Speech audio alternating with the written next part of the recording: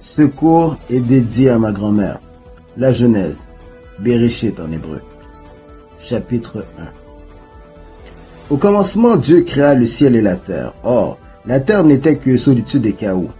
Des ténèbres couvraient la face de l'abîme, et le souffle de Dieu planait sur la face des eaux.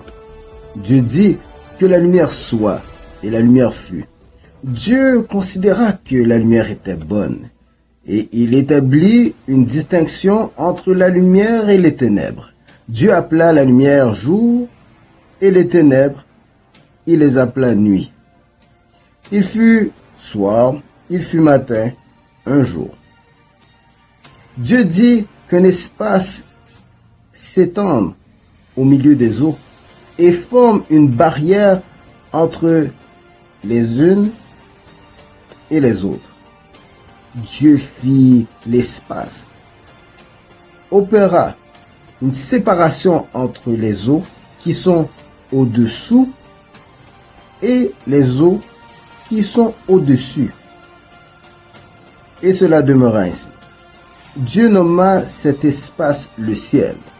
Le soir se fit, le matin se fit, second jour. Dieu dit que les eaux répandues sous le ciel se réunissent sur un même point et que le sol apparaisse. Cela s'accomplit. Dieu nomma le sol la terre, les agglomérations des eaux, il la nomma les mers. Et Dieu considéra que c'était bien. Dieu dit que la terre produise des végétaux, savoir des herbes renfermant une semence, des arbres fruitiers portant, selon leur semence, un fruit qui perpétue sa semence sur la terre. Et cela s'accomplit. La terre donna naissance aux végétaux, aux herbes qui développent leurs semences selon leur espèce, et aux arbres portant, selon leur espèce, un fruit qui renferme sa semence. Et Dieu considéra que c'était bien. Le soir se fit, le matin se fit, troisième jour. Dieu dit que des corps lumineux apparaissent dans l'espace des cieux pour distinguer entre le jour et la nuit.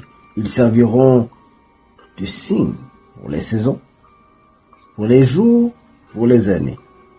Et ils serviront de luminaires dans l'espace céleste pour éclairer la terre. Et cela s'accomplit. Dieu fit les deux grands luminaires. Le plus grand luminaire pour la royauté du jour et le plus petit luminaire pour la royauté de la nuit. Et aussi les étoiles. Et Dieu les plaça dans l'espace céleste pour rayonner sur la terre, pour régner le jour et la nuit, et pour séparer la lumière des ténèbres. Dieu considéra que c'était bien. Le soir se fit, le matin se fit, quatrième jour.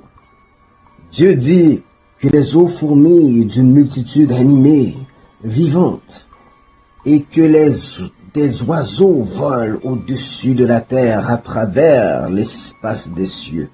Dieu créa les cétacés énormes et tous les êtres animés qui se meuvent dans les eaux, où ils pullulèrent selon leur espèce. Et Dieu considéra que c'était bien.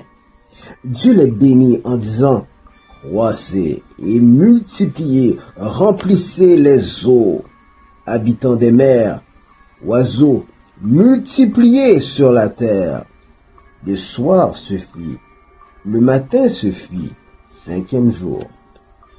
Dieu dit que la terre produise des êtres animés selon leur espèce, bétail, reptiles, bêtes sauvages, de chaque sorte. Et cela s'accomplit. Dieu forma les bêtes sauvages selon leur espèce. De même, les animaux qui pèsent selon leur espèce. De même, tous ceux qui rampent sur le sol selon leur espèce. Et Dieu considéra que c'était bien. Dieu dit: faisons l'homme à notre image, à notre ressemblance, et qu'il domine sur les poissons de la mer, sur les oiseaux du ciel, sur le bétail, enfin sur toute la terre, et sur tous les êtres qui s'y meuvent. Dieu créa l'homme à son image. C'est à l'image de Dieu qu'il le créa. Mâle et femelle furent créés à la fois. Dieu les bénit en leur disant, croissez, multipliez, remplissez la terre et soumettez-la. Commandez aux poissons de la mer, aux oiseaux du ciel, à tous les animaux qui se meuvent sur la terre. Dieu ajouta, or, je vous accorde tout herbage portant graines sur toute la face de la terre, et tout arbre portant des fruits qui deviendront arbres par le développement du germe.